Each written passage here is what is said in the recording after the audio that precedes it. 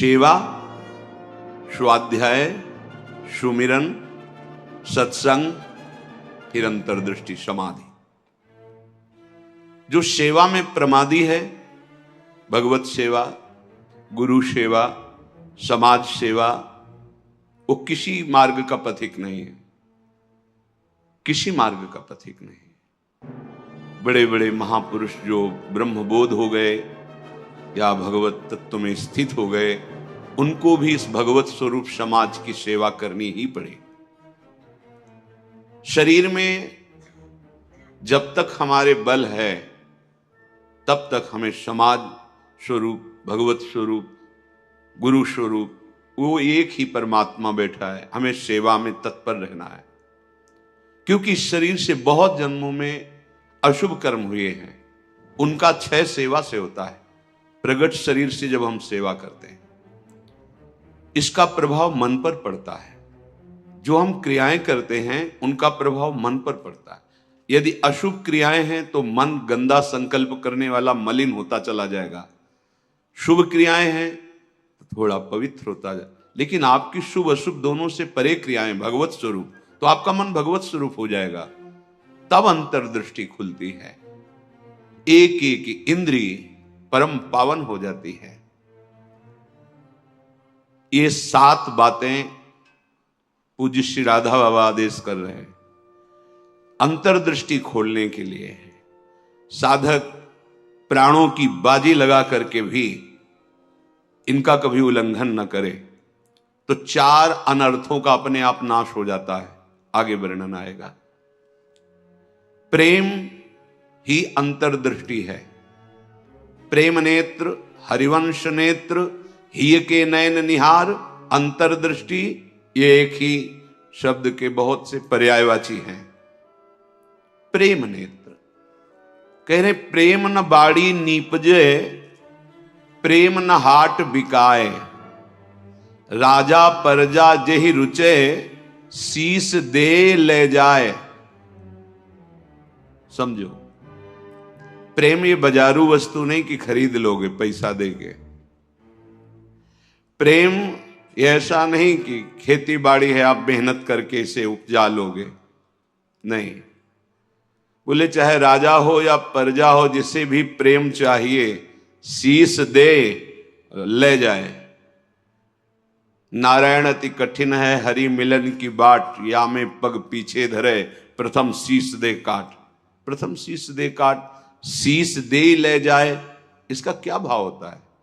अहम का समर्पण, बिका हुआ मैं हूं, मेरी कोई इच्छा नहीं, मेरी कोई चाह नहीं, अब जो ही कहें करें हम सोई, जैसा वो करते जोई जोई प्यारो करे, सोई मुझे भावे।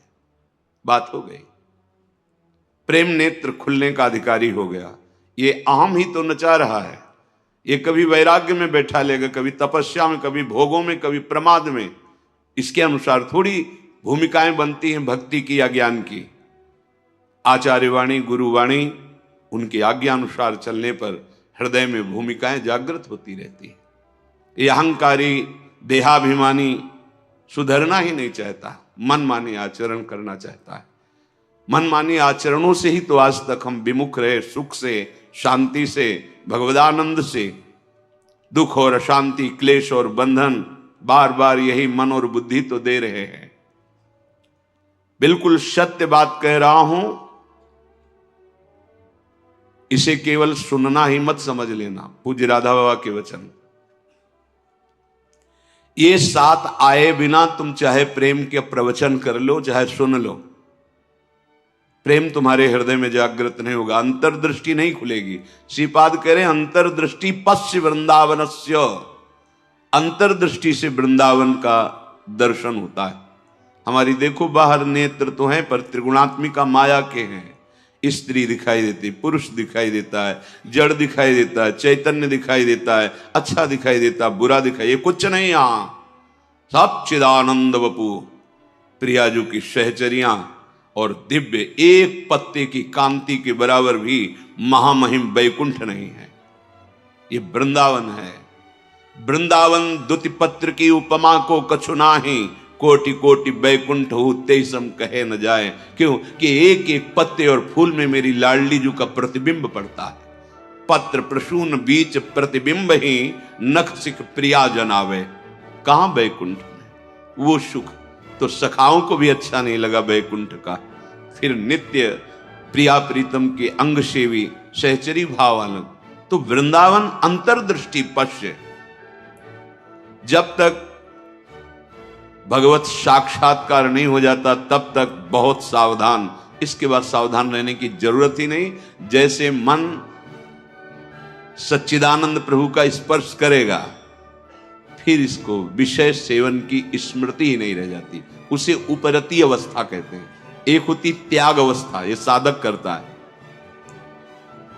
विषयों के प्रति आकर्षण है पर भोगूंगा नहीं क्योंकि मुझे भगवत प्राप्ति करनी। दूसरी होती वैराग्य अवस्था, भोगों का सानिध्य है, ये भी जानते हैं कि हां ये भोगने में मन बुद्धि कहते हैं कि सुखद है पर नहीं, राग रहित हो रहा है। और एक स्थिति आती है कि भोग सामग्री सानिध्य है, ये भोगने वाली चीज इसकी स्मृति ही खत्म। जैसे विष्ठा देख करके भोगने की खाने की इच्छा नहीं होगी, वमन देखकर खाने की इच्छा नहीं होगी। मलवत वमनवत विश्ववत ऐसे यहां से लेके ब्रह्मलोक तक के भोगों का उसे त्याग हो जाता है, जिसे उपरति कहते हैं। भोग सामग्री है, भोगने की इच्छा ही नहीं है, ये बोध भी नहीं रहता कि ये भोगना चाहिए क्योंकि अखंड स्मृति जागृत हो गई आराध्य देव की। पहला उपासक को शांत लक्षण धारण करना है। काम आ रहा है, क्रोध आ रहा है, कोई गाली दे रहा है, विक्षेप हो रहा है, प्रतिकूलता आ रही, अपमान, अनुकूलता आ रही, सम्मान। शांत का मतलब ना हर्ष न शोक, गंभीर, अंदर से गंभीर शांत। पहला लक्षण अंतर्दृष्टि खोलने के लिए सिद्धांत में भी वर्णन, शांति रव्यर्थ कालत्वम विरक्तिर्मान शून्यता। शांति, अपने प्रति कोई बार बार अपराध कर रहा है, शांत। न शरीर से दंड, न वाणी से दंड, न मन से दंड देने का संकल्प, क्योंकि सब में मेरा प्रभु विराजमान है। बिल्कुल ध्यान से बाबा ने कहा, ये बिल्कुल सत्य सत्य बात कह रहा हूं। प्राणपन से इन सातों बातों का निर्वाह करोगे तो अंतर्दृष्टि खुल जाएगी। प्रेम, यदि आप थोड़ा भी प्रमाद करेंगे तो इनको धारण नहीं कर पाएंगे। पहला ही है शांत, भाव देश में भी पहला है शांत। शांत दास्य शक्य वात्सल्य कांता सहचरी। शांत हमारे भगवान का स्वरूप है, शांताकारम, शांत। समझो, वाणी शांत, मन निसंकल्प, कोई चाह नहीं, स्थिति यहां पहुंचनी। शांत का स्वरूप ये न सोचते न कांक्षते, क्षमा सर्वेषु भूतेषु मद भक्तिम लभते पराम। मेरी भक्ति का परम लाभ, पराभक्ति का स्वरूप ये। कोई चाह नहीं, कोई चिंता नहीं, कोई भय नहीं, कोई शोक नहीं। ब्रह्मभूता प्रसन्नात्मा, हर समय अखंड प्रसन्नता। देखो भक्त कैसा शांत होता है। परीक्षित जी महाराज गर्भ से ही भगवान के परम प्रिय भक्त हैं। भगवान ने गर्भ में ही रक्षा की। जब ये उत्तरा जी के गर्भ में थे, अश्वस्थामा ने ब्रह्मास्त्र संधान किया। कितनी बुद्धि बिगड़ गई थी। गर्भस्थ शिशु की हत्या सबसे बड़ा पाप होता है। भ्रूण हत्या, गर्भ हत्या, ये बहुत बड़े पापों में आता है। इतना बड़ा विद्वान क्रोध के वशीभूत होकर ब्रह्मास्त्र का संधान कि पांडवों का वंश ही विनाश कर देंगे। उत्तरा ने किसी अन्य का आश्रय नहीं लिया। जिसे द्रौपदी जी से चूक हुई, पतियों का आश्रय, सभा में बैठे हुए महापुरुषों का आश्रय, भुजाओं का आश्रय, दांत का, उत्तरा ने नहीं। जे ही देखा कि जाजुल्यमान ब्रह्मास्त्र गर्भ नष्ट करने के लिए आ रहा है, हाथ उठाया और तुरंत भगवान का हे करुणा निधान गोविंद, पूरा शब्द नहीं हुआ, भगवान गर्भ में ही प्रकाशित हो गए। आसपास गर्भ की रक्षा कर रहे हैं। परीक्षित जी गर्भ से ही भगवान के भक्त हैं। अधर्म का धन कोई भी हो बुद्धि भ्रष्ट कर देता है, बहुत इससे बचा जाता है। आप इससे समझिए अधर्म के धर्म का कितना प्रभाव होता है। जबरदस्ती बलात् राजाओं को जीत करके वैभव छीनना, यह स्वभाव था जरासंध का। संतों के मुख से सुना कि जब भीम के द्वारा भगवान ने जरासंध का वध कराया, सहदेव का तिलक किया, पर उसका वो मुकुट जिसमें बहुत से राजाओं की जीती हुई रत्न मणियां हीरे आदि थे, वो मिला के सबसे 20,000 तो कैद किए था। जैसे पशुओं की बलि देना हो, ऐसे वो बलि देने के लिए 20,000 राजाओं को। वही मुकुट एक दिन परीक्षित जी अपने मस्तक पर धारण किए। धारण करते ही शिकार खेलने का मन, चल पड़े शिकार। इतनी प्यास असह्य हो गई कि ऋषि आश्रम में गए। वो समाधिस्थ थे, अपने स्वरूप में स्थित थे। कोई है आश्रम में, मुझे बहुत प्यास लगी है। वहां तो समस्त इंद्रियां, मन बुद्धि सब चेष्टा रहित है, भगवत स्वरूप में एकदम डूबे हुए, बाहर से शांत, कोई चेष्टाएं न सुना रही न दिखा रही, कोई इंद्री काम नहीं करेगी, क्योंकि सौम्य अवस्था को प्राप्त समाधिस्थ महापुरुष। पता नहीं कैसे ऐसी बुद्धि बदल गई इतने बड़े महाभागवत की, उपेक्षा करके बाहर निकले, देखा एक मरा हुआ सर्प पड़ा था, ऐसे धनुष की नोक से उठाया और ऋषि के गले में डाल दिया। महत अपराध है। साधु का उपहास या इस तरह की चेष्टाएं, उनको इसका भी पता नहीं चला, तो शांत अपने स्वरूप में स्थित है। कुछ ब्रह्म ऋषि कुमार देखे कि राजा परीक्षित अंदर गए थे, बाहर गए तो कोई बात ही क्या, वहां गए तो देखा समाधिस्थ थे, उनके गले में मरा हुआ सर्प। तो ऋषि कुमार दौड़ते हुए श्रृंगी ऋषि जहां स्नान कर रहे थे वहां गए और कहा, राजा परीक्षित ने बड़ा उपहास किया आपके पिताश्री का, एक मरा हुआ सर्प गले में डाल दिया। इतनी बड़ी सामर्थ्य कैसे कि समाधिस्थ मेरे पिता का अपमान। तो क्या उन्होंने समझ लिया कि राजाओं के पास ही बल होता है, ब्रह्म ऋषियों के पास बल नहीं होता? नौ किशोर अवस्था है श्रृंगी ऋषि की, उसी जल से आचमन किया और कहा आज मैं दिखाता हूं कि ब्रह्म ऋषियों का बल क्या होता है। इसने मरा हुआ सर्प मेरे पिता के गले में डालकर एक ब्रह्म ऋषि का अपमान किया। मैं शाप देता हूं, आज के 7वें दिन तक्षक सर्प इसे डसेगा और कोई त्रिभुवन में नहीं बचा पाएगा। ऐसा ही हुआ और दौड़ करके आए और पिता के गले में लग गए। जब वो बहुत देर लिपट के रोए से तो धीरे धीरे वृत्ति बाहर आई। क्या हुआ, क्यों रो रहे हो? उनका ये परीक्षित आए हुए थे और आपके गले में मरा हुआ सर्प डाला, आपका अपमान किया। नहीं, देखो इसमें क्या अपमान होता है? गलती तो हमसे हुई, राजा भगवान का स्वरूप होता है। वो आए थे आश्रम में, अर्घपाद आदि देते, उनको जल पिलाते, उनकी सेवा करते। वो हमारे संपूर्ण प्रजा का शासन करते हैं, सेवा करते हैं, रक्षा करते हैं। हमसे गलती हो गई, रोना नहीं चाहिए। तब किसी ऋषि कुमार ने कहा ये रोए ही नहीं है, इन्होंने शाप भी दे दिया है। नहीं नहीं, निरपराध राजा को शाप कैसे दे दिया? क्या शाप? 7 दिन में तक्षक काटे। गजब कर दिया था। अरे हमसे पूछ तो लेते। अब ये ब्रह्म वाक्य हैं, इतने बड़े ब्रह्म ऋषि वो भी नहीं काट सकते। अपने शिष्यों को भेजा जाओ और परीक्षित को सूचना दे दो, कोई उपाय कर लो अपने परम कल्याण का। 7 दिन में तक्षक सर्प आएगा और डसेगा। जे ही जाके वहां परीक्षित ने मुकुट उतार के ये क्या मेरे से, ये क्या हो गया? मुझे दंड मिलना चाहिए। बहुत पश्चाताप करे, ऐसा उपहास कैसे कर दिया, ऐसा अपराध कैसे कर दिया। इतने में वो शिष्य पहुंचे और कहा महाराज आपने जो गले में सर्प डाला, बालक होने के कारण श्रृंगी ऋषि ने आपको शाप दे दिया है। निश्चित आपको 7वें दिन महाभयंकर विषधारी तक्षक आएगा और डसेगा, आपको कोई नहीं बचा सकता। आप उपाय कर लीजिए भगवत प्राप्ति का। बहुत हृदय शीतल हुआ। वर्णन है। एकदम हृदय में शीतलता हुई, प्रायश्चित हो गया।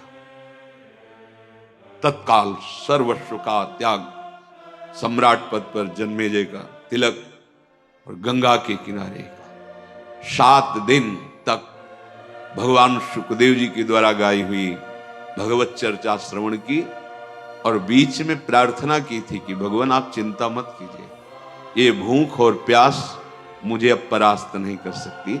जिस प्यास से पीड़ित होकर के हमने गले में सर्प डाला था, आज उसी प्यास को मैं पराजित कर रहा हूं आपके श्रीमुख से सुने हुए भगवत वचन। विचार करो, इतने बड़ा श्राप सुनने के बाद उनके हृदय में कोई शोक नहीं, शांत हृदय, 7 दिन कुछ खा पी नहीं रहे, शांत हृदय। भक्त का हृदय शांत होता है। उनके गले में सर्प डाला हुआ शांत नहीं हुए, कोई बात नहीं। अगर हम भगवत दर्शन करना चाहते हैं, महासुख में निमग्न होना चाहते हैं, दुख मिटाना चाहते हैं, तो शांत होना स्वभाव में लाएं। अशांत स्वभाव नहीं। अशांत से कुता सुखम। अशांति अगर हृदय में होगी तो बहुत पाप बन जाएंगे, कड़ुआ बोलोगे, गंदे आचरण बन जाएंगे, हिंसा आदि दोष भी उत्पन्न हो सकते हैं। इसलिए पहला अंतर्दृष्टि खोलने के लिए शांत, हमारा भाव भी पहला शांत भाव। ये मार्ग का पथिक भी शांत मार्ग का पथिक है। शांत शब्द को पकड़ो, अशांति अंदर से है, दबा लो। नाम जब कर रहे हो ये सब मिट जाएगी। बाहर से तुम्हें पहले शांति लानी, बाहर की क्रियाओं में किसी भी तरह से किसी द्वंद्व में तुम्हें अशांत नहीं होना है। वो तभी हो सकता है जब आप लक्ष्य बना लियो भगवत प्राप्ति, तभी सह सकते हो, कोई बात नहीं। भगवान इसकी बुद्धि में बैठ करके हमारे को सहनशीलता सिखा रहे हैं, इसीलिए निंदा कर रहा है, अपमान कर रहा है, अवहेलना कर रहा है। भगवान के द्वारा प्रेरित है या कोई कर्म हमारा क्षय हो रहा है, शांत। दूसरा है आराध्य देव के भजन के सिवा कोई भी एक क्षण व्यर्थ न जाने पावे। अव्यर्थ कालत्वम, कबहू काल वृथा नहीं जाए। सेवक जी महाराज पकड़ो, अंतर्दृष्टि प्राप्त महापुरुष ही जीवन मुक्त कहा जाता है। पकड़ो, कोई भी क्षण भजन के बिना ना जाए। शरीर से सेवा हो रही और अंदर ही अंदर नाम जब चल रहा है, प्रभु के लीला रस से भरे हुए पद गुनगुना। कितना सहज सरल भगवदानंद प्रदान करने का हमें साधन मिल गया गुरु कृपा से। सेवक शरण सदा रहे, अनत नहीं विश्राम। कह वाणी हरिवंश की, कह हरिवंश ही नाम। या तो नाम मंत्र चल रहा है और या वाणी जी गुनगुना रहे हैं। एक क्षण भी न जाए। देखो, प्रयास करो।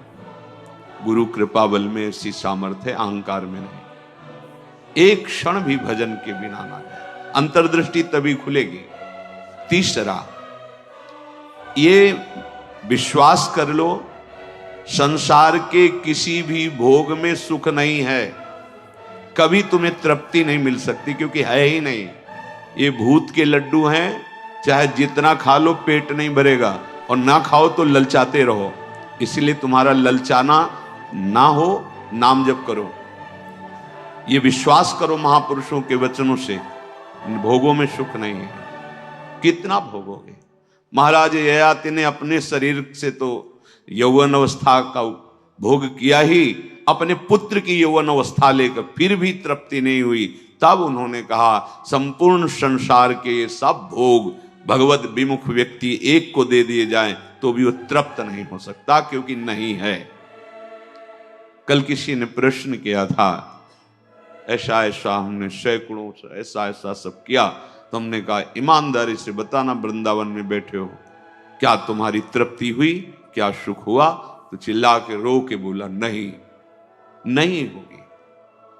विनिश्चितम बदामि तेना अन्यथा वचांसि। गोस्वामी जी के, मैं झूठ नहीं बोल रहा, सत्य कह रहा हूं। हरिम भजन्ति, बिना भजन के तुम्हारे इंद्रियां, तुम्हारा मन, तुम्हारा हृदय शीतल हो ही नहीं सकता, विश्राम पा ही नहीं सकता।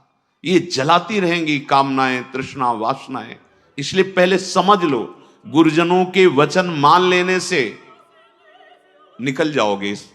अगर अनुभव करने की चले भोग राज्य में, तो आज तक कोई ऐसा नहीं हुआ कि स्वयं लौट पाया हो। हमारी आपकी तो बात जाने दो, बड़े बड़े महापुरुषों में। एक उदाहरण, आद्य गुरु भगवान शंकराचार्य जी नवीन किशोर अवस्था में ही पूरे विश्व को अपने प्रकांड ज्ञान के द्वारा परास्त कर दिया। जब तीर्थराज प्रयाग पहुंचे, पूरे सन्यासियों का साथ में दल होता, मंडली होती, आगे भगवान शंकर साक्षात शंकराचार्य, शंकरम शंकराचार्यम, ज्ञान का विशुद्ध स्वरूप, तेजों में दृष्टि पड़ते ही चरणों में झुक जाए, ऐसा तेज। मंडन मिश्र नाम के एक बड़े विद्वान थे। भगवान शंकराचार्य जी ने उनसे कहा, सत्य को स्वीकार करो या तर्क। उन्होंने तर्क स्वीकार किया, पर ज्ञान समुद्र भगवान शंकर से कौन जीत सकता है, परास्त कर दिया। उनकी पत्नी बहुत विवेकवान बुद्धिमान थी, आई और प्रणाम किया और कहा, प्रभु आप संपूर्ण विजय अभी नहीं प्राप्त किए, अर्धांग तो अभी बचा हुआ मैं भी हूं, मेरे प्रश्न का उत्तर दे दो, तब हम दोनों परास्त माने जाएंगे। अभी तो आधे अंग को परास्त किया, आधा मैं हूं, बात सत्य है। बोलो, रति में स्त्री को सुख मिलता है या पुरुष को प्रधान सुख? अधिक सुख किसको मिलता है? बहुत प्रवीण थी, जानती थी, बाल योगी है, अनुभव शून्य। अगर ये कुछ बोलते हैं तो आपका अनुभव है ऐसा? क्योंकि सत्य विषय का तो अनुभव है, असत चेष्टाएं तो की ही नहीं, तो कैसे इनको अनुभव होगा? तो चुप हो जाएंगे। पूछा, मुस्कुरा दिए भगवान शंकराचार्य, समय चाहिए इसके लिए। हाँ देती हूं। एकांत हुए अपने सब संतों को लेकर और गुफा में कहा कि मैं शरीर छोड़ रहा हूं, ये सन्यासी शरीर है, महायोगी थे, मैं इसका अनुभव करके उसको बताऊंगा।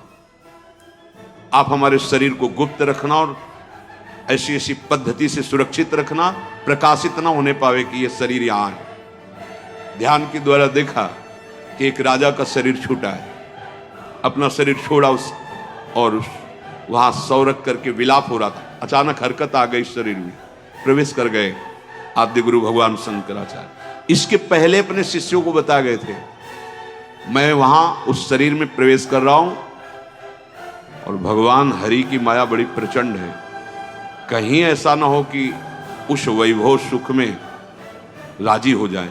तो एक मोह मुद्गल स्तोत्र की रचना करके दे दी थी, ये आके सभा में सुनाना तो ये सब ठीक हो जाएगा। आद्य गुरु भगवान शंकराचार्य ज्ञान समुद्र, वो कह रहे हैं कि कहीं ऐसे वैभव में, राज वैभव में बुद्धि राजी ना हो जाए, इसलिए मोह मुद्गल स्तोत्र, भज गोविंदम गोविंदम भज मूढ़मते, पूरा स्तोत्र है, ये सुनाना के राज दरबार में। जे ही हरकत हुई शरीर में, तो अब तो महान खुशी, नहीं राजा जीवित हो गए, बड़ा आनंद उत्सव मनाया गया। अब शरीर तो राजा का, लेकिन अंदर योगी, महायोगी, लौकिक चेष्टाओं का बिल्कुल ज्ञान नहीं।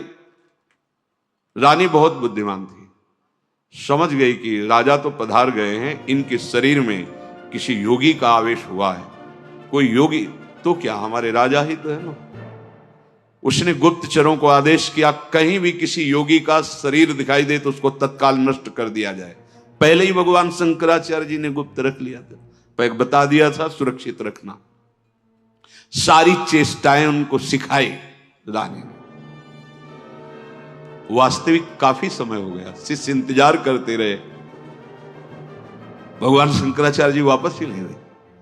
ये मोह मुद्गल स्तोत्र जाके कहा तो बस गा करके वो बाहर निकले, भगवान शंकराचार्य जी अंतर्धान, तो राजा का शरीर फिर ऐसे आके फिर बताए। तो भोगों में और योग में दोनों के अनुभव करके बड़े बड़े महापुरुषों ने देखा, केवल भ्रम, कहीं कोई सुख नहीं। हम महापुरुषों के वचनों को माने, अनुभव करने के लिए ना चले। अनुभव करने के लिए जब गए तो आद्य गुरु भगवान शंकराचार्य भी अपने शिष्यों को मोह मुद्गल प्रहार करके मोह का नाश करना, क्योंकि उस शरीर में जाने पर हो सकता है मोहबद्ध कर, ये भगवान की प्रचंड माया है।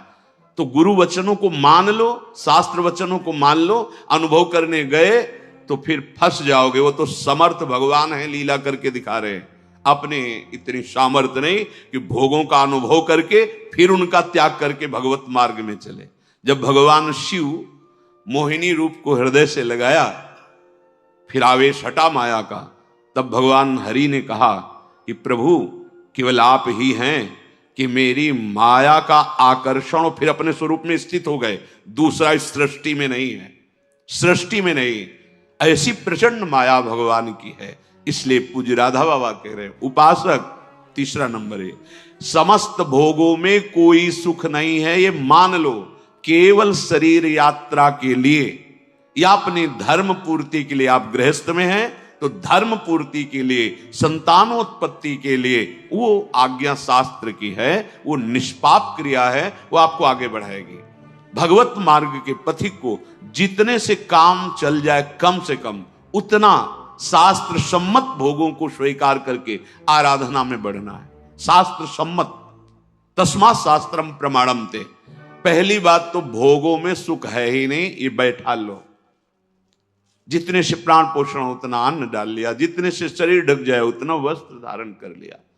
निरंतर निरंतर शांत और निरंतर, एक क्षण का अंतर न पड़े ऐसा भजन, और भोगों में सुख बिल्कुल नहीं है ऐसा। जैसे कोई दुर्गंध युक्त स्थान हो तो हम नाक बंद करके चलेंगे क्योंकि बड़ी दुर्गंध है। कोई मल बमन आदि पड़ा हो तो उस दृष्टि नहीं डालेंगे। ऐसे भगवत मार्ग में चलने वाले पथिक की दृष्टि बड़े से बड़े आकर्षणकारी भोगों के प्रति होती है, ध्यान रखना। रमा विलास राम अनुरागी तजत बमन जिम जन बड़भाग, वो देखेगा भी नहीं।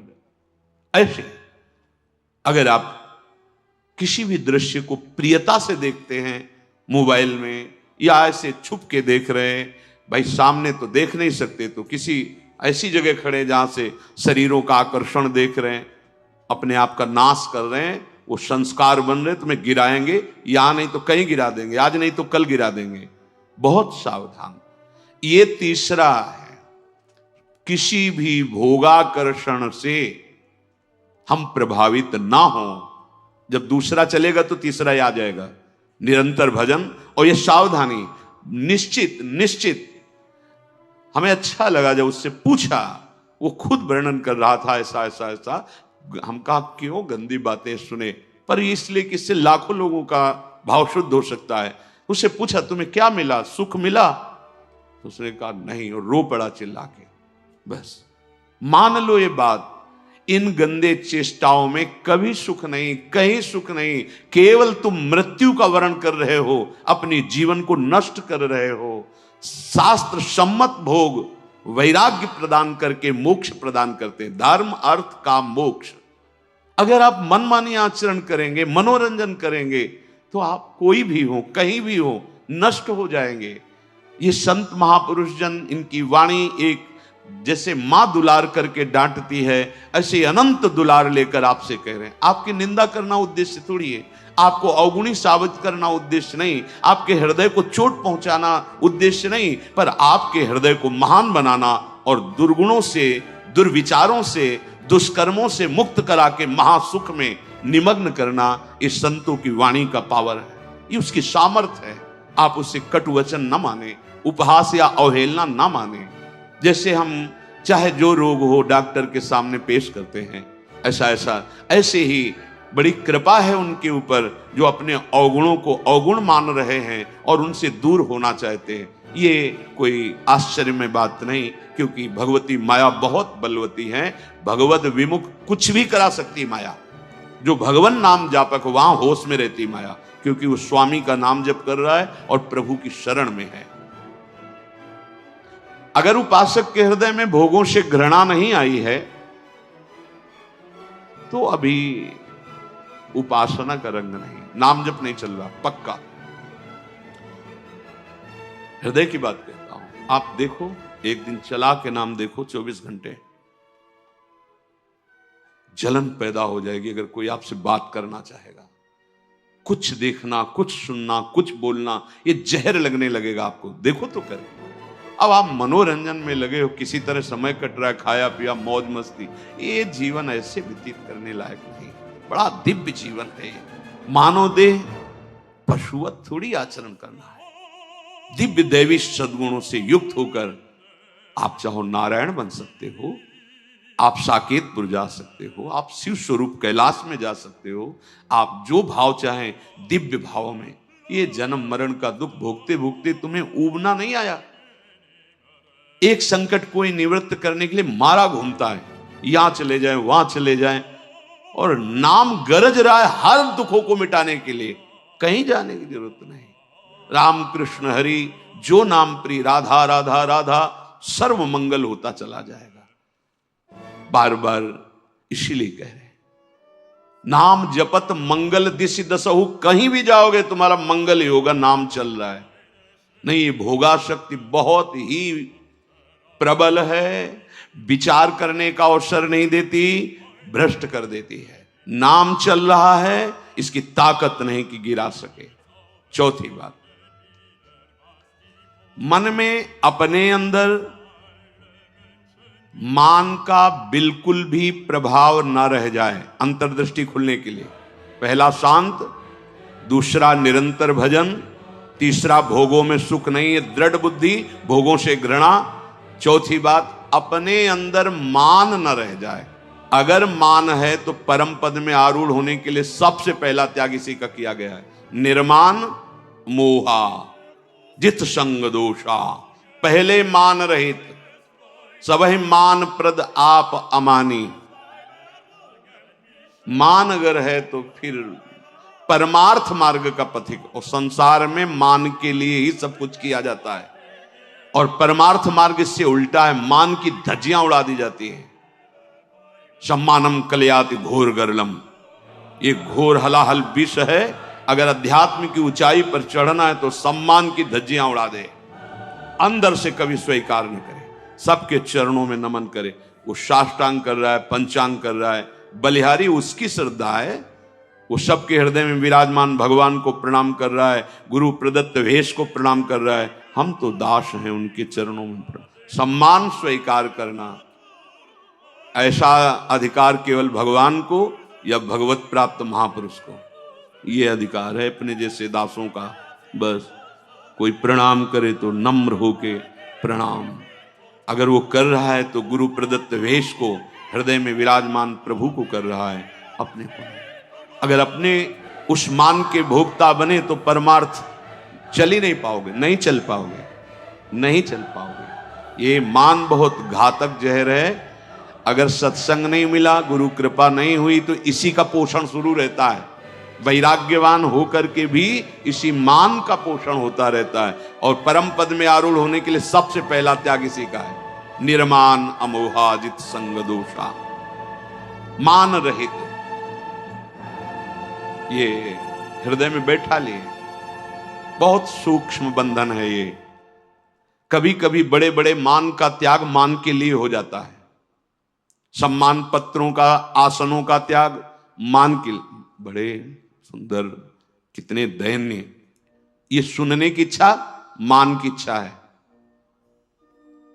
अगर स्वाभाविक हमारी स्थिति मान रहित हो रही तो ये केवल गुरु कृपा से, ये पक्का।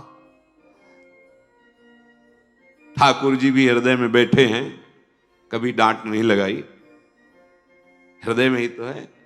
लेकिन जब ठाकुर जी गुरु रूप से आए तो एक एक चोरों को पकड़ करके पीट पीट के बाहर कर दिया। अहंकार, मान, मद, काम, क्रोध, लोभ, मोह, मद, मत्सर, ये सब पर टिको ना, आज्ञा पे टिको, गुरुजनों की आज्ञा पर, वाणी पर टिको, सब ठीक हो जाएगा। ये जिम्मेवारी प्रभु की बन जाती है। योगक्षेमम वहाम्यहम्, अप्राप्त को प्राप्ति कराना और प्राप्त की रक्षा करना। आप अनन्यस चिंतयन्तो माम, अनन्य होकर केवल चिंतन करो, संभाल लेंगे। मान को स्वीकार मत करो, मान को स्वीकार मत। शरीर स्वस्थ है, कोई प्रणाम कर रहा है, आप भी प्रणाम करो, उसकी श्रद्धा है। जब बहुत लोग प्रणाम करें तो कहां तक करोगे? हृदय से सबको प्रणाम किया और अपनी स्वीकृति नहीं की कि हमें प्रणाम हो रहा है। नहीं नहीं, देहाभिमान पुनः पुष्ट होने लगेगा। बहुत सूक्ष्म है। जहां हमारा मन प्रपंच में फंसने लगे, जहां हमारा मन संसार की मान्यताओं को स्वीकार करने लगे, नहीं, ये जीवन केवल भगवत प्राप्ति। मन की बिल्कुल एक दृष्टि रखो मन पर, इसकी एक एक वृत्ति की जांच करनी है। वो स्वाभाविक स्फुरित जो हो रहा है उसका विकारात्मक स्वरूप, शासन उस पर, प्रश्न उत्तर उससे करो। हम लोग क्या करते हैं? गुरुजनों से प्रश्न उत्तर करके तर्क रखते हैं। तर्क रखो मन के ऊपर। क्यों?